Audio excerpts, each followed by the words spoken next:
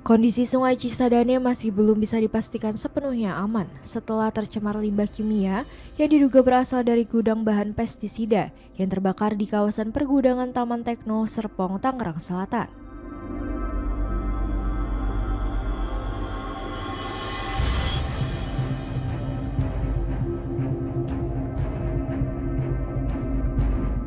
Empat hari pasca kejadian, pemerintah daerah masih menunggu hasil uji laboratorium untuk mengetahui secara pasti tingkat pencemaran air.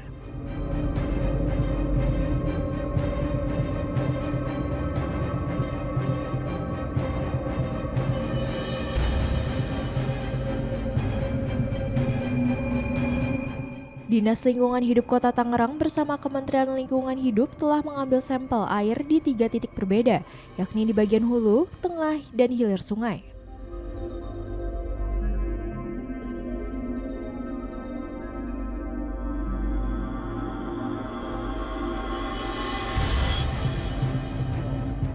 Kepala Bidang Pengendalian Pencemaran dan Kerusakan Lingkungan DLH Kota Tangerang, Henry Pesha Putra, menjelaskan bahwa sampel yang diambil akan diuji secara fisik dan kimia, termasuk kandungan pestisida.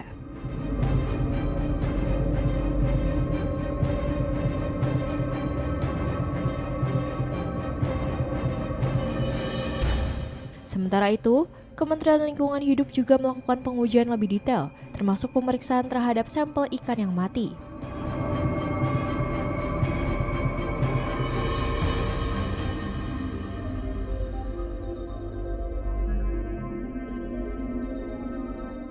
Hasil laboratorium diperkirakan baru akan keluar sekitar 12 hari setelah pengambilan sampel.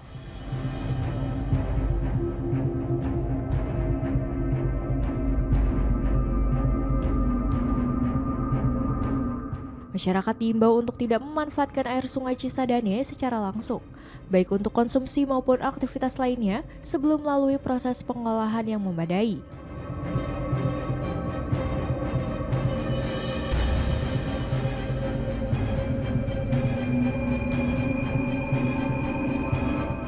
Di sisi lain, Dinas Lingkungan Hidup Kota Tangerang Selatan mengungkapkan bahwa gudang kimia yang diduga menjadi sumber pencemaran tidak tercatat memiliki dokumen izin lingkungan di data mereka.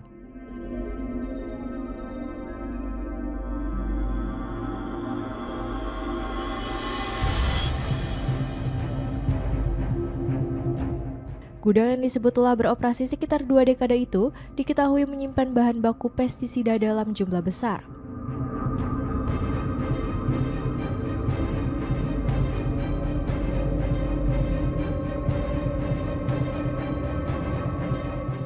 Sementara itu, Menteri Lingkungan Hidup Hanif Faisal Nurrofik menegaskan bahwa pemerintah telah menurunkan tim sejak 3 hari terakhir untuk melakukan kajian menyeluruh.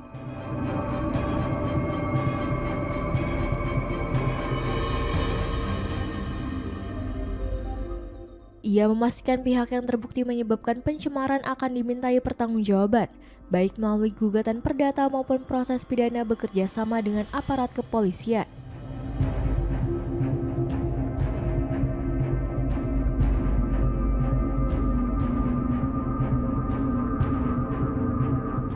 Pemerintah menilai dugaan kelalaian dalam pengelolaan bahan kimia berbahaya tidak bisa dianggap sepele, karena dampaknya berpotensi merusak ekosistem sungai dan membahayakan masyarakat luas.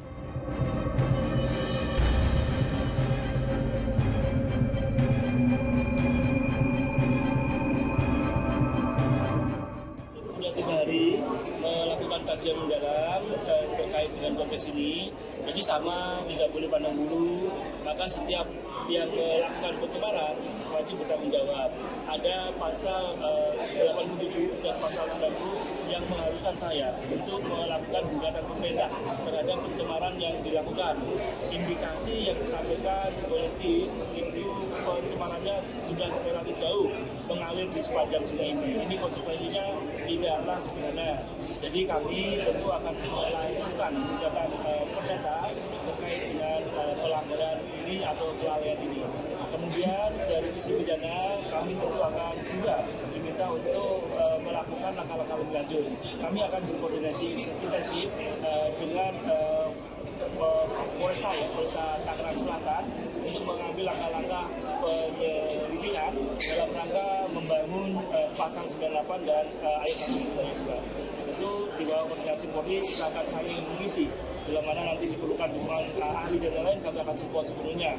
Untuk perdata, maka kami akan layangkan dalam waktu yang secepat-cepatnya setelah dilakukan kajian ahli, pengambilan sampel berbagai parameter yang mungkin tidak bisa cepat ya. Biasanya sampai 3 minggu untuk memotong ikan, kemudian menganalisa detil gitu, seberapa jauh kemudian kelalaian itu menimbulkan kerusakan ambien di sungai Cisadane dan sungai sekitarnya. Jadi ini langkah yang sudah kita ambil dan insya Allah habis ini saya mohon pamit kepada Pak Wali Kota, saya langsung ke lokasi pencemaran tersebut untuk melihat lebih dekat permasalahan ini. Sama seperti popak yang asap oren ya, asap oren sudah memasuki masa-masa penyiapan bahan untuk kita ajukan gugatan perdata dan pendekatan pidana. Jadi semua wajib hati-hati mengelola bahan kimia ini, mengelola bahan ketiga ini karena korbannya cukup potensial besar, sehingga maka kehati-hatian menjadi penting. Kelalaiannya memang harus ada ditanggung jawab juga, tidak kemudian lalai kemudian kita tidak lakukan langkah-langkah hukum. Jadi tetap pada kedua kasus itu Kementerian Lingkungan Hidup akan tetap melakukan proses hukum, baik melalui paksaan pemerintah, melalui audit lingkungan nanti kami akan cek. Kemudian yang kedua gugatan perdata terkait dengan kerusakan yang ditimbulkan dan biaya pemulihan yang harus disediakan. Kemudian yang terakhir gugatan pidana karena kepadanya telah melakukan kerusakan dan pencemaran lingkungan. Jelas ya, kami akan tetap pada alur yang dimandatkan Undang-Undang 22